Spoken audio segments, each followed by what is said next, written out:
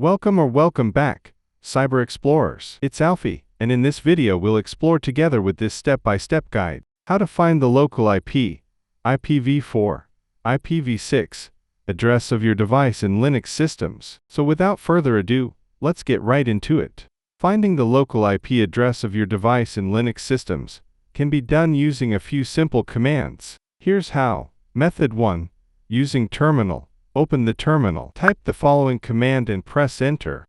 Look for the inet entry for the IPv4 address and the inet6 entry for the IPv6 address under your active network interface, usually ETH0, LAN 0, or similar. Your IPv4 address will be something like 192.168.1.6, and the /24 indicates the subnet mask to 55.255.255.0. The IPv6 address will have a prefix like /64. If IP root is not installed on your system, you can install it using your distributions package manager, Debian-based distributions, Red Hat-based distributions, Arch-based distributions, OpenSUSE-based distributions.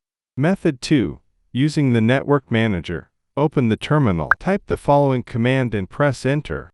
Look for the IP4 address and IP6 address entries under your active network interface, usually ETH0, LAN 0, or similar. Your IPv4 address will be something like 192.168.1.6, and the /24 indicates the subnet mask to 55.255.255.0. The IPv6 address will have a prefix like /64. If Network Manager is not installed on your system, you can install it using your distributions package manager, Debian-based distributions, Red Hat-based distributions, Arch-based distributions, OpenSUSE-based distributions.